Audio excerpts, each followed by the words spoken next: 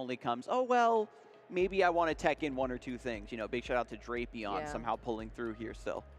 Oh yeah, yeah, tons of Drapion in the field. I mean, Mew is definitely, I think, respected for this event. Yet we haven't even seen one on stream all day today. You know, Yeah, we just heard second from most popular deck exactly. as well. Exactly, we missed it all day. So I mean, we heard from Andrew Mahone, but yeah, we have missed Mew so far. But we will be getting into our match very, very soon, into our round 9. Like we said, this is for all the marbles. It's going to be a hectic game, I'm sure. Are you excited, Scarzer? I am super excited, and so are our players because they are set down at the table. We're going to head over there right now and get into this next match. Once again, this is the win and in. Charlie Kerr versus Aaron Rucker. Swiss round 9 here at the Toronto Regional Championships.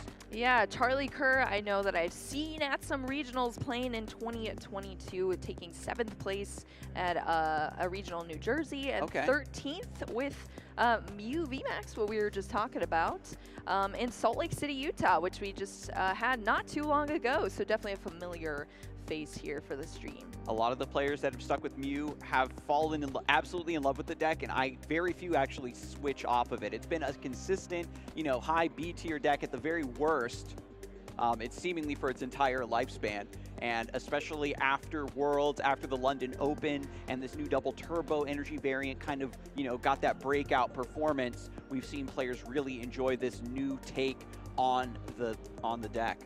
Oh, wow. And then we also have, of course, on the other side, Aaron Rucker here, who has played in 2022 as well in Salt Lake City. So same as Charlie Kerr, but 54th place with a Malamar Inteleon deck. So a Rapid Strike Malamar.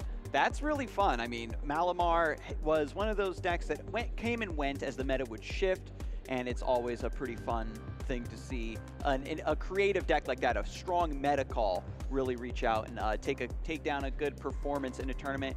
We're still preparing the game, of course, folks. Aaron has a mulligan, so Charlie's going to start off with an extra card. Charlie is going first in game number 1 here, is going to open us up. But we can introduce the decks now. So Charlie Kerr bringing it back here with Mew VMAX, what we have been talking about. I said we missed it all day, but now it is here. Charlie is playing it for us here on stream, so we actually get to see how this will go. And it is the double turbo energy, so a little bit of what we were talking about just now with Andrew Mahone on that Mew VMAX. Beautiful. To see another player pick up that tech seems great. And then Aaron Rucker across the table has the Inteleon Radiant Charizard box. This was one of the original builds, you know, with Radiant Charizard that was able to just search through the deck, find all the tools you need, and then towards the end game you have the Magma Basin, the Ordinary Rod to keep bringing that Radiant Charizard back and take those prizes. It kind of started to take a bit of a back seat as more single prize decks made their way into the metagame, but Aaron Rucker here, 5-2-1, not too shabby of a performance for sure. And as we've seen, especially from Salt Lake City with Piper Lapine, this is a great deck to play when you know the ins and outs. All right, we have the fist bump, and we are kicking off here in this match. This is our round 9 final match of the day on stream. And Charlie Kerr opening up with a Genesect V in the active spot. This is a great card you want to see immediately. And Battle VIP pass to get the rest of the setup. This part of the setup for Mew is the same no matter what variant you're playing. You love the Genesects. You love to get them in play and draw tons of cards with that Fusion Strike system. So this is actually going to be quite interesting. So Mew is kind of notorious for struggling against one prize decks. And of course, Aaron Rucker playing a completely one prize deck over on this end. So we will see how Charlie chooses to navigate around that. As we've seen, one prize decks get very grindy very quickly. So making sure that you are conserving resources and you have some sort of outs to make sure that you are outlasting those one prize knockouts that you have to just consistently take, and hopefully, you know, you're not getting blocked or resisted in any sort of way on top of that. And even as the Mew player, when you kind of get that early lead, it feels bad anyway. You're playing into that Radiant Charizard win condition for the opponent. Charlie Kerr just going to get some Genesect set up, has the double turbo energy attachment, and then a pass over to Aaron, opens with the energy search. Just going to pull one basic energy out of the deck. Might be setting up for a keep calling play here on the Sobble after finding an energy. But of course, going to take the time to do a deep search here, map out those prize cards as well, and figure out what the line of play is going to be. Yeah, of course, this Shady Dealings engine is going to be being activated here from Aaron Rucker. We do see 2 Inteleon. This is the Shady Dealings Inteleon in the list. No quick shooting in this list for Aaron, but I think another big thing to point out for this matchup as well, we've focused so much on Radiant Charizard, those Genesects happen to be weak to fire, so we could be seeing some interesting plays there if Aaron can kind of get a loop going with Radiant Charizard and just utilizing that weakness to take the prize cards in the end, kind of prize map it out. Yeah, I really like it. The Sobble gets the energy attachment after all. Radiant Charizard is just going to be waiting in the wings this whole game. It's a constant threat that Charlie needs to look out for. Choice Belt's also going to the discard pile. I think you kind of recognize, right? As long as you can get the second Choice Belt, you should be good to go. But it's just a matter of completing this early setup, getting the Drizziles, the Shady Dealings up and running. Once Marnie and Judge start coming down, that disruption from Charlie, you know, after you stockpiled your hand with so many cards from the Shady Dealings, if you don't use them immediately, it does open up that big window of opportunity for that hand disruption. Yeah, most definitely. All right, so we are back over to Charlie's side. I'm sure Charlie now knowing, okay, I'm playing against a 1 prize here. Let me slightly adjust what I'm doing to the best of my ability, but we're going to be seeing a lot of draw, I'm sure, still from the Muse side. Of course, that is how the deck functions, but I'm really curious to see how Charlie goes about getting through these 1 prize Pokemon, and of course, rolling a tails on the Cram is not really how you want to start. Yeah, the Cram-O-Matic can be so explosive, but you do still have to hit that flip. The best part about it is that you still discard the card no matter what that outcome is, so you're just thinning your hand down to draw back up with the Genesect V. Not a whole lot going on for Charlie, but thankfully, because Aaron's playing a more reactive deck, there's not too much punishment for getting this slower Mew start. That might be more detrimental in other matchups. Charlie's just going to go for an Ultra Ball here to get that second Mew V, and slowly but surely getting the full squad assembled.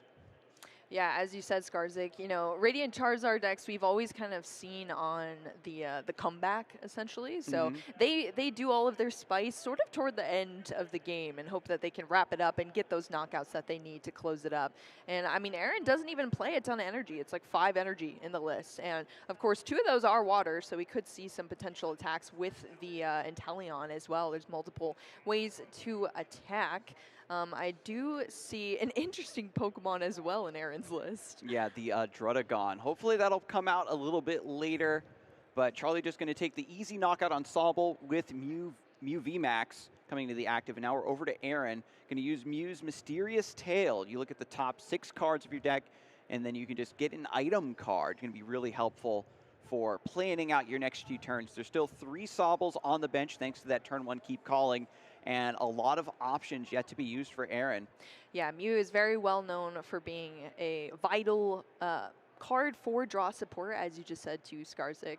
But yeah, Charlie is just going to focus on those consistent knocks and hoping that things don't come together here for Aaron. But of course, that Mew, the baby Mew there on Aaron's side is doing great. Oh, we are going to see a boss here from Aaron onto the Genesect. This is another sort of strategy here. If you can start stranding things in the active position and force your opponent to burn resources to have to get around that, that is definitely something that you can do to buy yourself some time as well. Yeah, the double turbo was used in the first instance to get that other Genesect out of the active, and now this is going to be another one being forced to, you know, potentially hit the discard pile. Quick Ball discards Path to the Peak to search for another basic Pokemon, but just going to fail that. Charlie thinning the hand down to use the Fusion Strike system. This is going to be massive. Getting a little bit more card draw, trying to find the double turbo energy. I don't think we have, and we have 1 switch in the deck as well that we can use to get out of this active. Yep, there is Silene as well. There's 1 copy in the deck for Charlie. I didn't see if it was in the prize cards but finds the cross switcher to get that Genesect out of the active. Beautiful. Mew VMAX is back here. We haven't seen that in a while. Yeah, cross switcher in the Mew. It's so nice. Especially now with the Forest Seal Stone, like you can do all kinds of shenanigans there to get that cross switcher. It's a powerful play. And here we go, Mew V using Mew VMAX getting another knockout. Yeah, that's actually the perfect And that's the scoop up for Aaron Rucker. Yeah. Just too slow for the start, and Charlie got set up immediately. I know, at the beginning of this I was saying, you know, Mew can sometimes struggle against single prizers, but I suppose if the single prizer deck is struggling to set up and you have the cross switcher there, then you are set, because that really made a huge difference there. Being able to not only switch your opponent, but also switch out of a possible stall play that they had for you, kind of keep you stranded in the active. You're coasting. So that's just another very positive trait of playing Mew VMAX, drawing a ton of cards into exactly what you need. That was something we heard during the interview we just had with Andrew Mahone, is sometimes you need to scoop aggressively in order to buy yourself enough time. Because again, these players cannot draw. They need the win. So Aaron's going to set up for have as much time as possible on the clock to get this 2-0 victory, and hopefully Drizzile will come out to play here in game number 2, Shelby. Yeah, I mean, these games can definitely get grindy for sure. So yeah, that's good. But I mean, in this game, there's still Drizzile into the prize cards. A lot of options going to be missing for Aaron here in the second game.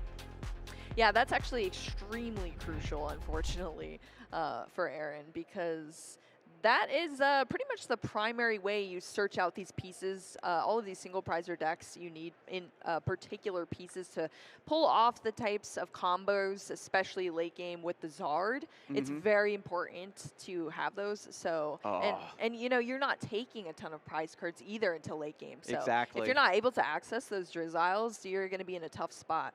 There's that Druddigon.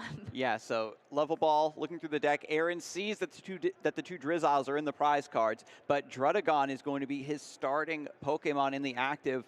You've got the, you know, just fire and water, which are energy you're using anyway to, you know, use for Inteleon and Charizard. So now we just have another attacker here. And the revenge attack. Yeah, just to get a little bit extra damage. I like it when your Sobble goes down or your Radiant Charizard gets KO'd. Maybe Druddigon can kind of pick up the slack. 160, I think, for 2 energy. Yeah, so yeah, not too shabby. That's definitely something you could utilize in a lot of matchups. So that is what the starting Pokemon is here for Aaron. And then, of course, the 2 Sobbles out. All right, and this is going to, these 2 Sobbles have to do heavy lifting, Shelby. The 2 Drizziles are in the active, so we're going to have some finesse with the scoop up nets and recycling these very heavily indeed. And that's honestly really tough too, because you don't really want to be burning a ton of scoop up nets when you don't need to, per se. So yeah, hopefully Shady Dealings and Inteleon can come through, find those 2 trainer cards, and just give the resources that Aaron really needs. Meanwhile, Charlie, starting again with the Genesect in the active, finds Mew V. But can we get the Battle VIP pass like we saw in Game 1? Yeah, that is definitely true. We want to have the best setup no matter what you're playing against, that is for sure. So still pretty solid here. Lost City is interesting. I think it was just discarded to a quick ball there, but that actually is an interesting card to have in this deck playing against a Radiant Charizard, because that kind of just shuts down the ability to play Radiant Charizard. If you're knocked out and the Radiant Zard goes into the last zone, then you cannot hit with Radiant Zard anymore. I like that a lot. You know, that not only hits like these Charizard decks, but you know, you send that Sableye to the Lost Zone, or a Cramorant, or even like Reggie's. Yeah. Really dislike that Stadium card. And after the double quick ball thinning down Charlie's hand, Genesect V going to draw back up to 4, attach that double turbo energy, and then the second Genesect V draws back up to 4, benching another Genesect. So much card draw being gained by Charlie here. 4 Genesects Let's in go. play right now. A Radiant Charizard's dream. The full pop-off. And yeah, the prize map is there. Aaron just needs to lose some prizes, get the Radiant Charizard, and call it a day. Yeah, most definitely, because there's no way for these, unless there's a collapsed stadium play that is potential, but I don't think Charlie actually plays it. You know, these Pokemon that are on the bench, they're staying there until they're knocked out.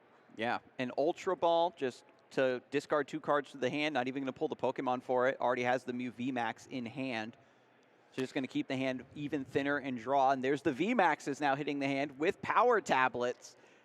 And Charlie's going to pass. The next turn is locked in. The hand's going to get even thinner with the power tablet usage if Charlie so chooses. But Aaron now has an opportunity to come back into this game. 2 Drizzile somewhere in the deck. Has to thin first with the energy search. Going to search through the deck, get that basic energy, and try to figure out if we can find a Drizzile. So Aaron only has 3 Drizzile actually Oh in deck. man, it is a 4-3-2 yeah. line. There's 2 in the prizes, so there's 1 Drizzile in deck. Okay, Rare Candy and Teleon. We gotta edit it a little bit, Shelby. It's fine. Exactly. It's totally fine. Rare Candy and Teleon, no doubt. There's the Drizzile. Oh my goodness. Well, not only that, but I suppose the Drizzile, too, is the only thing that can turn into the Inteleon. So, unless there's a rare candy in here, but oh, actually there is. Yeah. There's 1 rare candy in this list. And here comes Irida. That's actually huge. So we could actually see the potential for another Inteleon, even without another Drizzile. So just Irida, very interesting playing 3 Drizzile here. I mean, but yeah, 4-3-2. Yeah, I mean, the first game, it looked like Aaron was off to a great start with the keep calling on the starting Sobble in the active, and then the Drizziles just were nowhere to be seen. I do appreciate once more that aggressive scoop to make sure you have as much time as possible, because Aaron, as you already said, Boo, is anticipating a very grindy best of 3. And so Irida finds the Inteleon and a level ball. Level ball finds the Mysterious Tail Mew here. I mean, you have to think as far as attackers go, the Inteleon, the Radiant Charizard, and really that Drudagon. And I believe that is it for the deck for Aaron. So trying to just line up anything right now, manually attaching there to the Drudagon with the air balloons, so retreating out of that, will be able to use the Mew, which is huge. Get that extra draw support, which is very needed at this point. And then Mew's Mysterious Tail activates, top 6 cards. And let's see what Aaron wants to grab off of this Mew. We've got the Rare Candy and the Inteleon in hand. Decides to take the level ball.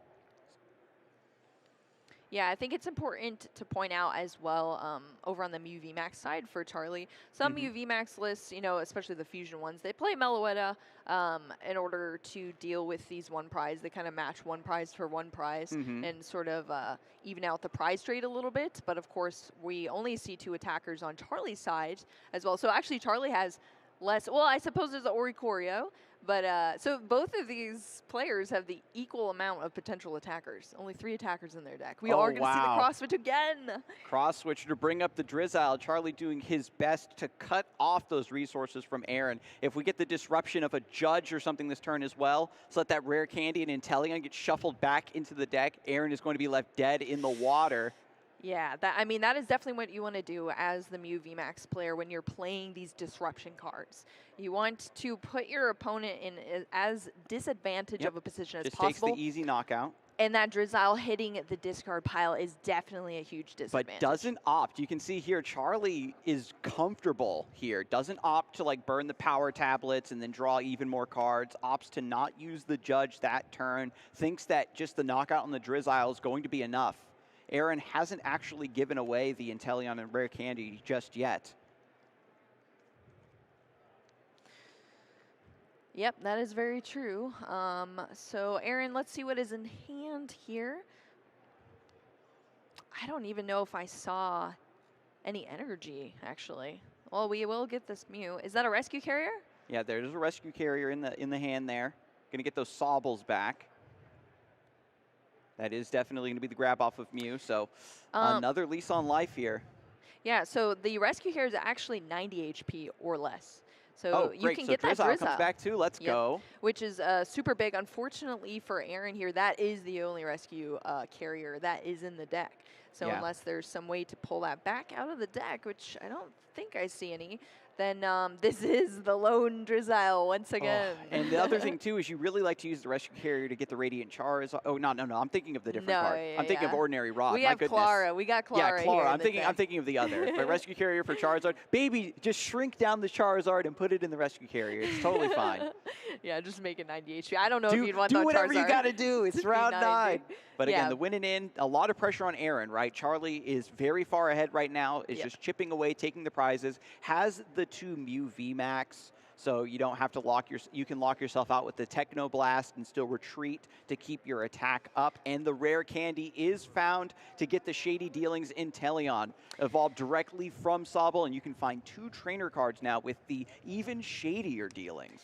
I mean, I just have to think, what even is really the route here for Aaron? I just wonder if there's even enough damage potential if you can't. I mean, I suppose once Radiant Zard comes out, things could change real quick. But having to get through such beefy Pokemon, I guess if you have enough Gus left in the deck toward the end game and just can target down those Genesects, that's pretty huge. And, you know, there's 4 of them on the field, so there's plenty here. But you have to do all of that in enough time before your opponent has taken their 6 prize cards. And that is going to be the struggle. Can you get all these pieces together before Charlie just continuously knocks, because Charlie has everything needed right now to just continue getting these knockouts. That means that Aaron has, you know, 3 turns, essentially. Once Charlie takes these next 2 prize cards, you have to get the Radiant Charizard down and start winning the prize trade with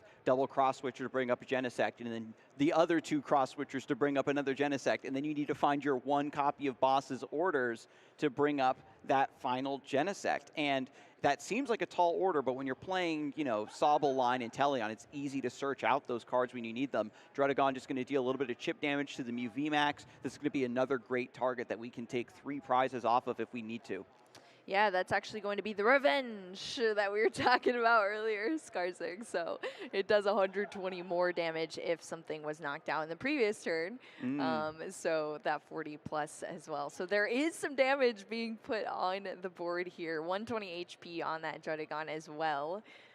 But Ultra Ball, discarding an Ultra Ball and the Battle VIP pass to search through the deck. I don't know if Charlie actually wants to pull anything here, maybe just for the sake of thinning, but just fails it. Going to shuffle anyway. And 1 power tablet also being spent out of the hand. I think this means that Charlie is getting a little bit spooked at this point. Maybe wants to use that Judge that is in the hand after all. Draws 2 with Genesect V, draws up to 3. Now 6 cards in hand. Another attach of the double turbo energy onto Mew VMAX. So we've got the 2 Mew VMAX up and running. They can just keep pivoting in and out with the Techno Blast, drawing more cards off your Genesect, and another big Parasol. Both Mew VMAX now fully decked out, just continuously drawing through the deck. What I like about this double turbo variant is that you don't need to go super insane with the thinning of your hand. You know, it's okay for a Genesect to draw you 1 or 2 cards, because it's just about having options. You don't get punished too hard if you don't happen to get that specific card. And there's the knockout. Just 1 power tablet used, and once more, Judge saved in the hand. Charlie clearly waiting for some very specific play from Aaron to kind of trigger that Judge and get that key turn of hand disruption. Yeah, so now it is going to kind of be on Aaron here to make sure to line up exactly what he needs to get a knock in this turn. That is going to be very, very crucial here. There's really no time left to kind of stall. I mean, I suppose if your opponent is going down in more prize cards, then your energy cost on Radiant Charizard is less. But, and as we saw before, Aaron doesn't play that much energy. There's 2 fire energy, 2 water, and 1 twin. So that is something to consider. But I think Aaron needs to definitely balance the field here in this turn. Irida, it comes down from Aaron, searching for a water Pokemon, and then an item card finds Shady Dealings Inteleon. There is a Drizzile there ready to go to get that evolution, and now an item of his choice. I also appreciate how Charlie has left his Mew VMAX in the active spot.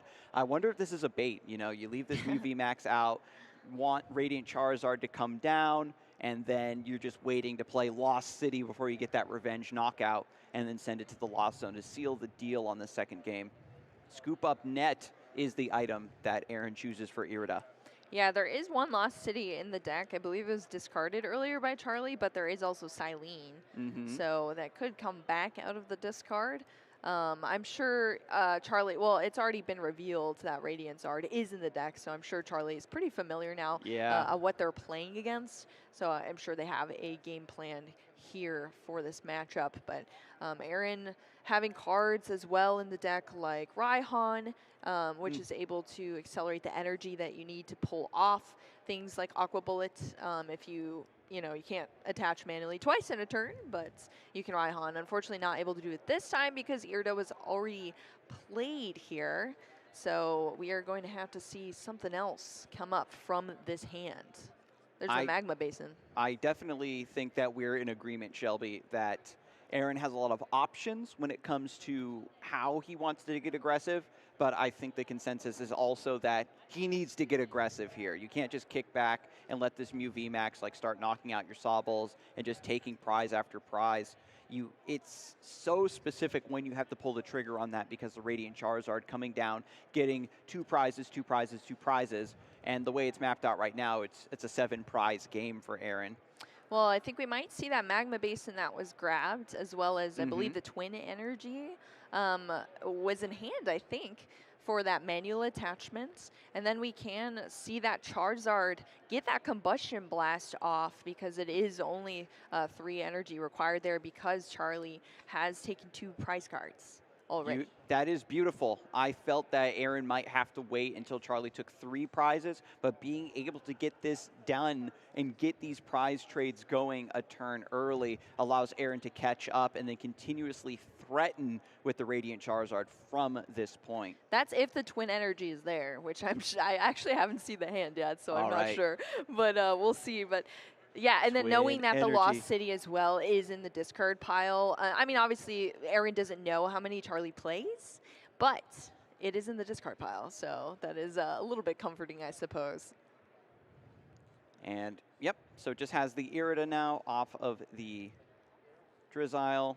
So overall, just preparing for next turn, right? And again, the Inteleon line kind of telegraphs a lot of these decisions, a lot of these lines. And Charlie has yet to play a judge, just waiting for the sweetest, the most critical opportunity to play this hand disruption. Yeah, I'm wondering if that'll come soon, but maybe not. Aaron also had to have had a pivot out of the Mew as well from in that last turn too. So yeah, just preparing here, the attacker, but this is kind of a scary situation to be in, I suppose, because we could just say, and there it is, finally. So what I'm thinking, I was wondering if you would save the judge for the turn you knock out the Radiant Charizard, True, yeah. and it makes it a little bit harder for Aaron to be able to recover it from the discard pile. Yeah, so, that's definitely huge. That's so Charlie's going to be looking there. for a knockout on the Radiant Charizard here after the judge. Means that off of these 4 cards, needs to find another opportunity to get that Charizard up, perhaps. Yeah, well, if there was no Gust option there either, it allows Charlie, you're only drawing into 4 cards, so it allows you to get rid of more cards from your hand to be able to get the cards that you need if you do want to Gust or play out to a different strategy. So we'll see what Charlie chooses to do here. Yeah, there is the Cram-O-Matic in hand. Charlie going to be looking to hopefully hit heads here to find specifically the card that he needs. Is the one boss still in there? I'm having a hard time remembering, but here comes the Cram, and even if you fail this, the Genesects are there to, to rescue you. So that was an interesting decision there that we saw from Charlie. It looked pretty tough.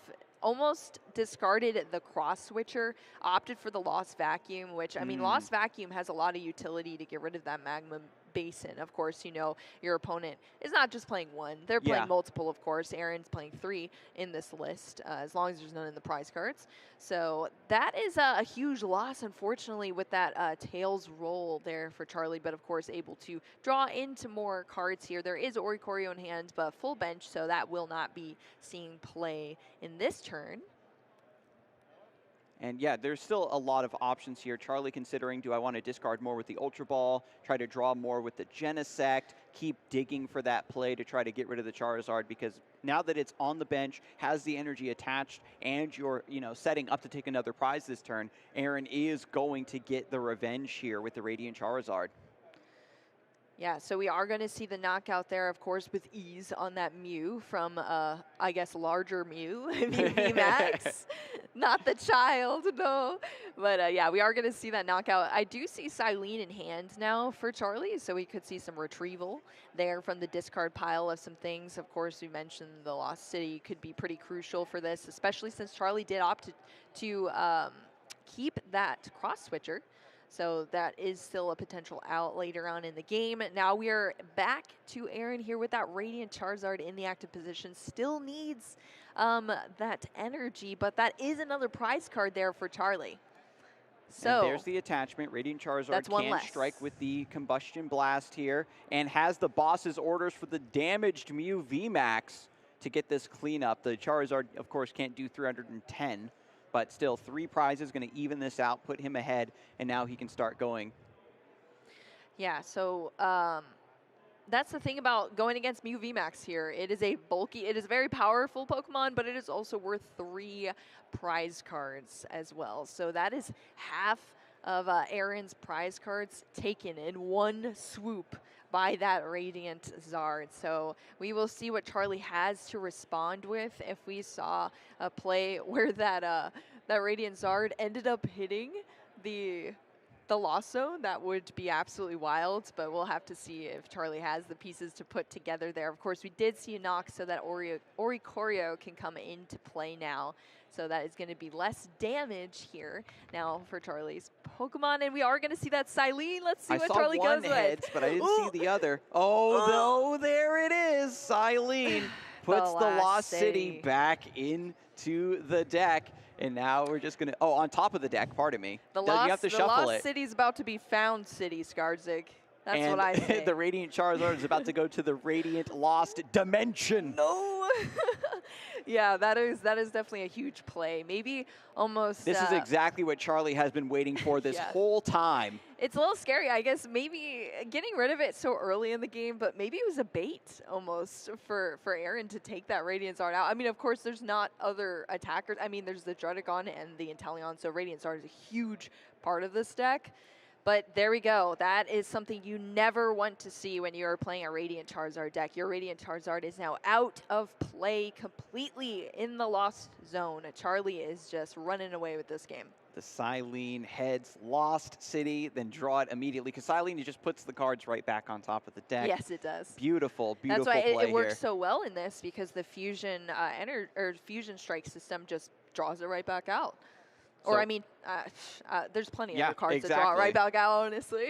And then Raihan attaches an energy here over to the Drizzile, and we can search the deck for 1 card of our choosing. We'll see what Aaron goes for here. At this point, Radiant Charizard's down. Druddigon is also down. The only remaining attacker, as you had listed earlier, Shelby, is trying to go for Shady Dealings and Inteleon, trying to get some damage through with Aqua Bullet. But with Lost City in play, if Inteleon also gets knocked out, that's going to the Lost Zone as well. Yeah, hopefully Aaron can find a pivot for that stadium, because that Lost City is definitely just making everything a lot harder. Of course, Aaron's still going to play out this match. You know, this is the winning in as well, so this is for all the marbles, as we said. You might as well play it out, you know, Skarzik. If we can get, you know, a little chunk of damage on this Mew VMAX, and gust it up and try to take 3 prizes here in the next couple turns, that's the only out for Aaron. But when you look at the damage on Aqua Bullet, and then you look at the HP on UV Max, you're like, I don't know about that one. There is Galarian Zigzagoon in Aaron's deck. There's 4 Scoop Up Nets. So is there some forbidden Scoop Up Net headbutt tantrum combo here to make this all work out? I suppose you could just ignore the Mew VMAX entirely and just prize map the Oricorio and the Genesect, but then you have to have the options to do that as well. You know, it's a lot easier when you have Charizard and Genesect is weak to fire. Then you have, you know, no issues as long as you have the gusting ability, but unfortunately Aaron's just in a tough spot here. And yeah. Ordinary Rod does get the Druddigon back. So we can start trying to find some extra damage there. We saw the Revenge dealing 160 in response to a knockout. So Yeah, I mean, also that energy putting back into the deck is pretty crucial as well, as we've mentioned a couple of times here. There's only 5 energy in this deck, so it's pretty important to be able to access them when you need it, and putting it back into the deck is definitely one of those ways to do it. There is only 1 ordinary rod in the deck here for Aaron, though. Yep, and the double cross-stitch replay is lined up to bring up the Oricorio. So here comes Shady Dealings Inteleon into the active, has energy attached, gets the knockout on the Oricorio, and then a little bit of extra damage goes through. Yeah, so Aaron just playing to the outs, as we just said, you know, trying to get through that Mew VMAX, it's a lot. So if you can get around it, play around it, then you're going to want to do that if you can buy the time to do that. I think that's like the 3rd Tails we've seen the from crams Charlie. are not hitting, but it's okay. The goodness. Genesect just going to keep drawing you cards regardless. Yeah, that Another is cram tough. gets rid of Echoing Horn, and it's a Tails! Oh, no. The Cram-O-Matics are on the fritz. You got to send those back to the manufacturer. Hopefully they're still under warranty. It looks like a crock pot to me. Is it a rice cooker? I don't know what it is. Is that a gas tank on the back? What is going on with the Cram-O-Matic? I don't even know what it does. It's filled with gas? Wait, is that the joke? That it's filled with gas? It's gas. The gas. Oh my gosh. All right, I'm done here. Okay, so we have seen the plays here from Charlie Kerr, playing to all the outs here. I think from Charlie's end, what we could see, that's probably the best option, is really probably just more disruption and just continuous knocks, honestly. That's just the name of the game. There's only 2 prize cards left here for Charlie. Of course, these power tablets don't matter too much because you are one-shotting everything here. And we see a Pal Pad in the hand, so we can get Silene back to get Lost City back. But now that Radiant Charizard is out of the equation, that's probably not going to be a huge concern for Charlie. Just goes for a Path to the Peak instead, just to bump that Magma Basin. Yeah, that's huge. Makes it harder to power up that Druddigon. Yeah, bumping the magma basin is definitely crucial here. As we said, that is going to be that disruption that you need to take all of the outs away from your opponent so that they have to find even more pieces. And that is the Judge being drawn out there, put it back into the deck with that Pal Pad is also going to play into that if Charlie's able to get that Judge and play it. Oh, actually, there's already a Judge in hand. Yeah, we saw that Charlie was being very specific and waiting with the Judges, not going for the early disruption, but rather saving it for the end game. So when Aaron is, trying to close out the game, trying to get these last 1 or 2 prizes and needs very specific cards to put that combo together, the Judge is going to come through and try to slam that door shut. But 1 prize left for Charlie, and Aaron promotes the Mew. Charlie doesn't even need the Judge at this point because I think Aaron is just 1 turn too short here. I don't believe there's enough damage on the board state here for Aaron to be able to close out this game. And that is honestly pretty brutal to see. There's 2 prizers there. I had the potential to knock. Now I do not. And that is definitely unfortunate to see. But I don't know. Maybe there's something spicy that's about to happen that I didn't even predict here, Skarzik. I don't know. I know. Sometimes, games look lost, and the players find a way to make it happen. There was a knockout. That means that Druddigon is theoretically able to do that 160 with Revenge if you were somehow able to get it powered up. So there is 2 choice belts for Aaron in the list. So we need to find a way to gust up a Genesect V. Ooh, hit it with Goon a couple, too, actually. Hit it with a couple Goon headbutts, and then also the Druddigon needs to come through here. A lot of cards, a lot of combos need to happen in order to make this work. So wait, so if something went down last turn, Druddigon is hitting 160, 190 with a choice belt. Okay, right? well there you go. But you'd also need all of the other pieces. So you'd need the Druddigon, you would need the choice belt, you'd need the energy attachment as well. And with no Magma Basin, we need Raihan as well. You'd also need a Gust, and yeah, that's just way too much. And is there something I'm not seeing? Maybe a choice belt? Yeah, he's holding the hand very close to the chest. I see a Clara. We've got a scoop up net. All right, so here we go. The Inteleon is in the active here. And then retreats back into the Mew to use Mysterious Tail once more. Oh, pardon me. Magma Basin can't put energy on Druddigon. I'm way overthinking it. There's not even a Magma Basin Because in it needs to play. be, it needs to be a fire Pokemon. You need Raihan and manual attachment. So it's Raihan manual attachment. It's even harder than I thought, Shelby. Yeah, but I've been making up plays this whole game. I'm rooting for Aaron. There we go. That is going to be it. Charlie is going to take that game there. That was a very long, intense match, but Charlie Kerr is making it into day 2 with a Mew VMAX. We've avoided the deck all day, but now we get to see it in action. Charlie navigating that matchup as best as possible. We saw some very intense plays there. The judge came out. I mean, Andrew Mahone just went through this deck with us, and now we got to see it in action. Yeah, that was honestly a fantastic setup.